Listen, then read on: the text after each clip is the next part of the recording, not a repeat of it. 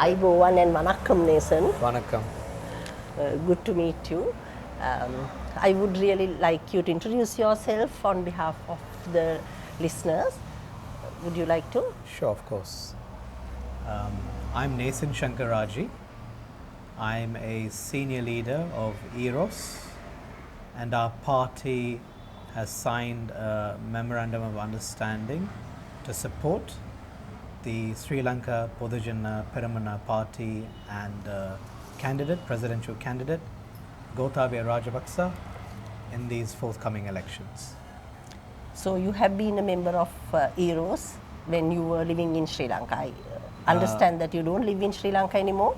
That's correct. Well, I was never really living in Sri Lanka. Right. My father was based in Sri Lanka, and after he passed away in 2005, I had the necessity of joining EROS, if you'd like, officially in 2006, because of the threat our organization faced at that point of time with the LTTE wanting to recruit EROS members within their organization.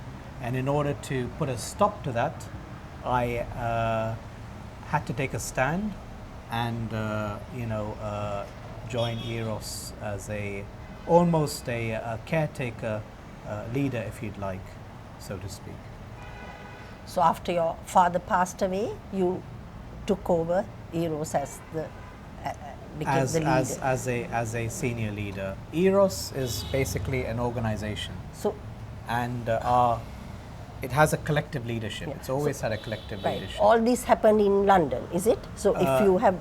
No, so my father obviously passed away in Colombo shortly after the tsunami on the 10th of January 2005, and then there was a leadership struggle, if you'd like to, for a better word, and I joined EROS in Sri Lanka and the UK because our organization's international in 2006. So what is the strength of the organization in Sri Lanka and worldwide, globally? So I'd say in Sri Lanka we are about over 3,000 to 4,000 members, and overall worldwide we have another probably 3,000 to 4,000 members. So I'd say we're about 7,000 to 8,000 strong. So with this understanding that you mentioned before, all your members are also backing the political leader whom you are backing. That's correct. I think we've had to take a stand. We have been supporting former President Mahinda Rajapaksa and former Defence Secretary Gotabaya Rajapaksa from the early days, ever since 2006, 2007 onwards. We have also campaigned for them in local elections and parliamentary elections before. So this is absolutely nothing new for us this time round when it comes to these elections.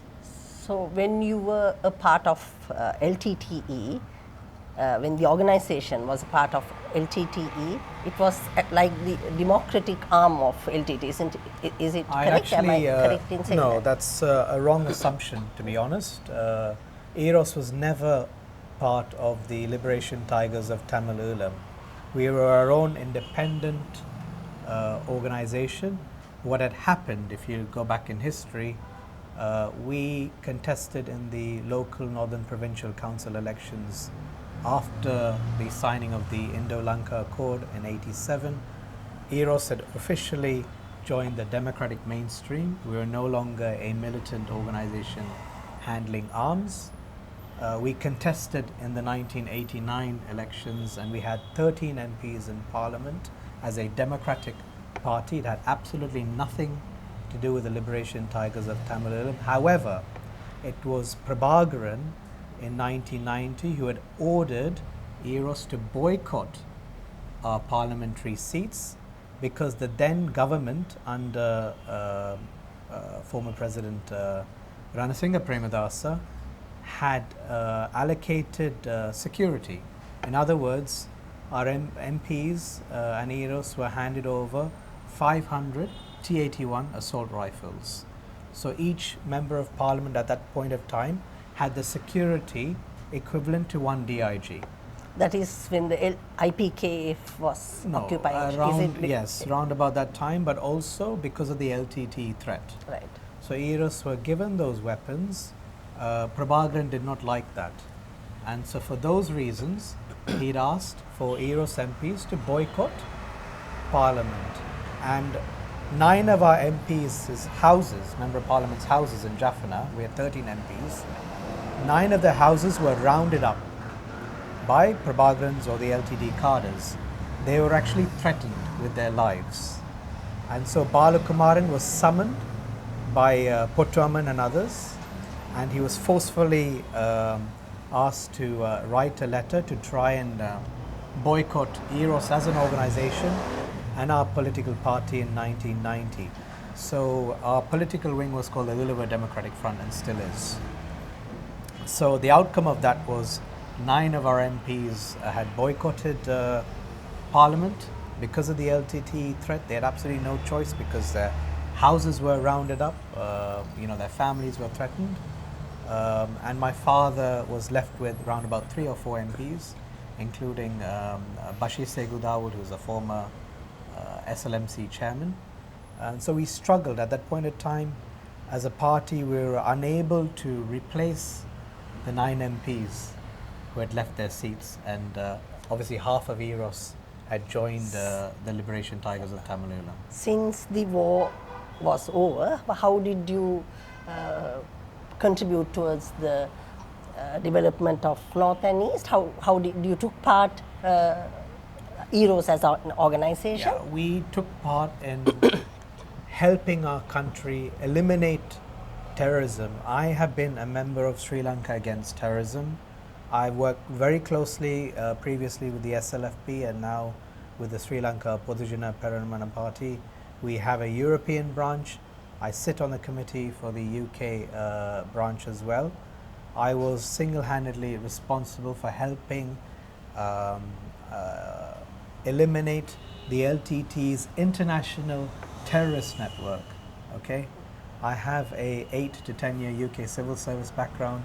I'd worked very closely with the National Terrorist Financial Investigation Unit, which is linked to the UK's Metropolitan Police, and we'd worked very closely with the concerned agencies in trying to put a curb to their terrorist funding network that was fueling terrorism in Sri Lanka. So I'd actively played a pivotal role, in helping Sri Lanka do that. And post the war, our party has done a lot of work in terms of helping our community, a lot of work engaging with the government in terms of rehabilitation work, grassroots charitable work across the northeast and the upcountry post-war. Yeah, great. Lot of work that has been put in through the people of the community, and really pleased to hear all that. Thank you. But we, as people living in Sri Lanka, still very much concerned about the LTT backing Tamil diaspora that is around the world. Is there any threat, actual threat to Sri Lanka? Yes, what you got to understand, as with any terrorist organization, the LTT were as a militant organization or as a terrorist organization were eliminated in Sri Lanka, okay, on the 18th of May 2009. However, a lot of their cadres had fled Sri Lanka, and they've gone to either Europe or Australia or Canada or wherever. So the Liberation Tigers of Tamil Nadu still have what they supposedly would call sleeper cells. Okay, and the LTT has a head based in Norway called Quite a Nedia. scary word. So Yeah, they have sleeper cells, Yeah. as in any terrorist organization, which can be reactivated at any given moment when given the necessary go-ahead. And there are external forces, and I don't want to mention these countries, who could leverage on the Liberation Tigers of Tamil Eelam, the LTT's international network, to cause further chaos and destruction to Sri Lanka, as in the case of the recent Easter Sunday bomb attacks. So sadly, there is an imminent threat. There is an imminent threat, not just from the Liberation Tigers of Tamil Eelam, who should have never have been, the banning of the LTT was recently removed by the European Union, and there was absolutely no cause for that. They remain a threat, very much a threat, and there are also Wahhabist Islamist organizations funded by countries outside of Sri Lanka who are also a threat to normal Sri Lankan law-abiding civilian life. How do you see the future? What do you feel now if the government changes? When the government changes? I should hope the government changes Yeah. because we've had a government, in power for the last 5 years, and absolutely nothing's been achieved in Sri Lanka. To be totally honest, there's youth unemployment. Communities are suffering in the northeast. Inflation's up. Our economy's budget deficits almost doubled or tripled.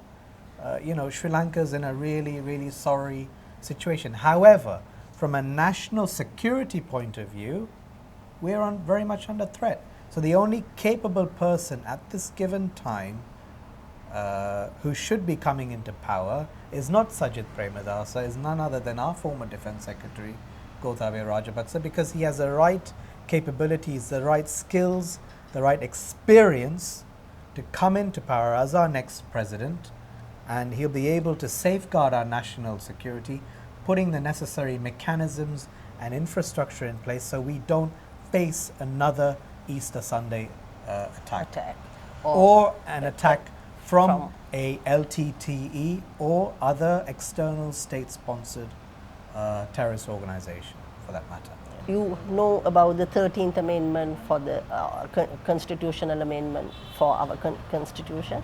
What do you feel about it? How do you think? Do you think it is a? One of the failures of successive governments, so to speak, in Sri Lanka was not implementing the 13th Amendment when it was supposed to be implemented post 1987, which terrorist organizations like the Liberation Tigers of Tamil Eelam leveraged on the fact that the 13th Amendment was not implemented. In fact, the 13th Amendment was actually drafted by the Sri Lankan government, not the Indians. It was drafted by the government at that point of time, the UNP government responsible for drafting the 13th Amendment. It's a dinosaur of a document. Okay, I think it's well past its sell-by date now. That was a document drafted way back in 1987. I think what any government coming to power now needs to do is bring the relevant stakeholders, the political stakeholders, restructure probably and just restructure the whole constitution. I think that's what needs to be looked at. I think, talking about the 13th Amendment absolutely serves no purpose. I mean, candidate Gotabaya Rajapaksa has made it absolutely clear that they will be looking into decentralizing a lot of central government powers to the local provincial councils. That's going to happen. They're going to be recruiting members of the Tamil community or the Muslim community into the army and into the police forces. They're going to be making Tamil and Sinhalese compulsory as languages, enabling better communication. I think that's absolutely key. I think that, Sri Lanka or Sri Lankans and Sri Lankan politicians need to move away from regional politics. They need to integrate within our national political parties, you're talking i.e. about the SLPP. You're talking about integration, but the 13 proposals that was given by the TNA during this election for the election candidates are little shocking to the community of people of Sri Lanka. Yeah. I think it is actually not helping integration or inclusion. It is just separatism is Sure. What does the, advocated. to answer your question, I mean, and statement, Jaya, what does the TNA stand for? The TNA stands for Tamil National Alliance. They were created by none other than Prabhakaran and the Liberation Tigers of Tamil Eelam. The TNA should have been banned a long time ago. Successive governments haven't done that, right? Way back in 2008, when I had a personal conversation with presidential candidate Gotabaya Rajapaksa on behalf of the EROS, we pleaded with both Mahinda Rajapaksa, who was then president, and Gotabaya Rajapaksa to ban the Tamil National Alliance. They're not a political party. They're a movement there to destruct the national unity of our country. Do you believe people in the north and the east, Tamils living in the north and the east, would like if TNA is banned in Sri Lanka? How would they take it?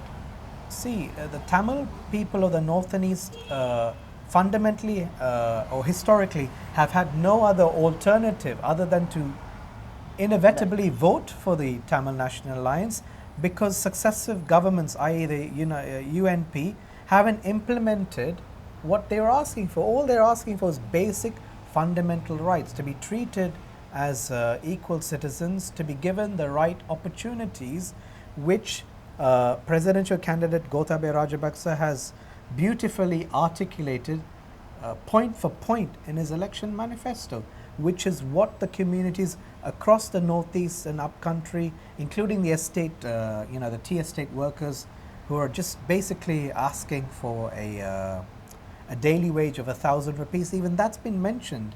This is all that our, the Tamil community want. And if all these policies, and points that have been mentioned in the election manifesto are implemented by the new government and hopefully new President Gotabaya Rajapaksa, then the Tamil community will not want to engage with the Tamil National Alliance or even vote for them.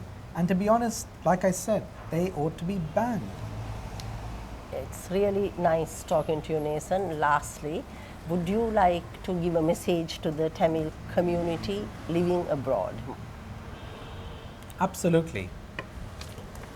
My message to you all, the Tamil speaking diaspora, is to come over to Sri Lanka like me and experience and watch exactly what is the ground realities across Sri Lanka, in Jaffna, in Kilinichi, in Mullaitivu, in Mannar, in Batticaloa, in Ampara, in Vavuniya, in the upcountry. You need to come over here, speak to the locals, establish what their grievances are, and not listen to the Tamil National Alliance, TNA, or any other pro-LTT or pro-Eelam organization who have vested interests working with Western governments who want to bring in, agreements like the Millennium Challenge Corporation Agreement that's going to basically destruct Sri Lanka, destruct our unity, and ruin our future as a country.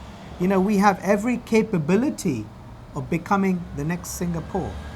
I think Tamils as a community, Sinhalese as a community need to collectively work together as Sri Lankans, and I firmly believe that you as a diaspora can do that. We're all educated.